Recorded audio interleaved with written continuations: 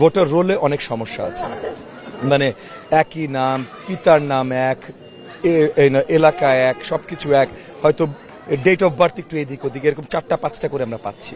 এটা অত্যন্ত শঙ্কাজনক। সেন্ট্রাল পর্যায়ে নির্বাচন কমিশন কি করছে সেটা নিয়ে আমাদের অনেক আশঙ্কা আছে। যদি পরিষ্কারভাবে ভোট হয়, মানে পরিষ্কারভাবে নির্বাচন হয়, তাহলে অবভিয়াসলি মেনে নেব। দেখেন, আপাতত এই এলাকা হিসেবে বললে আইন শৃঙ্খলা ব্যবস্থা এবং প্রচারণায় যা দেখছি, আমরা এই মুহূর্তে অ্যাটলিস্ট আশ্বস্ত। এই মুহূর্তে পর্যন্ত আমরা বড় সংখ্যার কিছু দেখছি না এলাকা ভিত্তিক, তবে জাতীয় ভিত্তিক আমরা সংখ্যার অনেক কিছু দেখছি। যেমন ইতিমধ্যে ভোটার রোল নিয়ে, যেহেতু আমরা গত কয়েক সপ্তাহে ফাইনাল, মানে অ্যাকচুয়ালি গত কয়েক সপ্তাহে আমরা ফাইনাল ভোটার লিস্টটা বোধহয় কয়েকদিন আগে পেয়েছি, একদম ফাইনাল ভোটার লিস্ট মাত্র কয়েকদিন আগে পেয়েছি।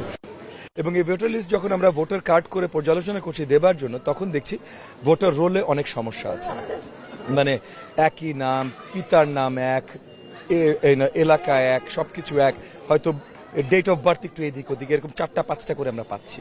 এটা অত্যন্ত শঙ্কাজনক। একই সাথে 15 লাখের ঊর্ধ্বে আপনার পোস্টাল ব্যালট আছে, সেটার এক্স্যাক্ট ক্ল্যারিফিকেশন এখন পর্যন্ত আসেনি। তারা কিভাবে এটা কাস্ট করবে এবং কিভাবে পরিষ্কারভাবে এই জিনিসটা কাউন্ট করবে, কারণ জাস্ট একটা টিক মার্ক, একটা কলমের টিক মার্ক, এটা খুব মুশকিল।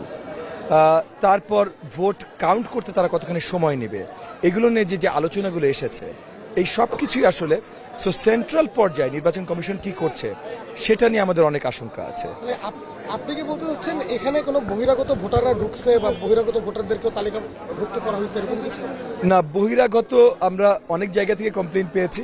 আমাদের এখানে বহিরাগত ভোটারের কমপ্লেন অনেক বড় নাই।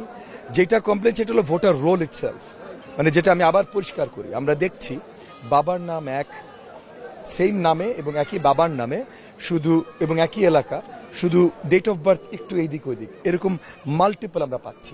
আপনার লাস্ট ভোটার প্রতিদ্বন্দ্বী যিনি মামুনুল হক, তিনি বিভিন্ন জায়গায় বক্তব্যে বলেছেন, আপনাদের নাম নেনি কিন্তু আমরা বুঝতে পারছি যে আপনাদেরকে ইন্ডিকেট করছে যে বিভিন্নভাবে হুমকি ধমকি, 5 তারিখে কেউ হুমকি দিলে সেটা দেখে নেওয়া হবে, মানে তাদের দিক থেকেও এক ধরনের দেখে নেওয়ার আছে। যদি এখানে কোনো ধরনের সন্ত্রাসী কার্যক্রম চলে, কি বলবেন আপনি?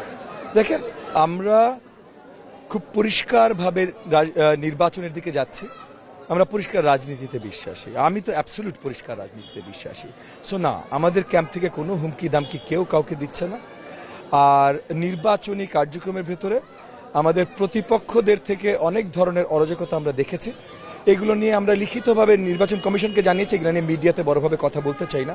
নির্বাচনী সময় 2 দশক পর অলমোস্ট বাংলাদেশ একটা সুন্দর একটা নির্বাচন পেতে যাচ্ছে।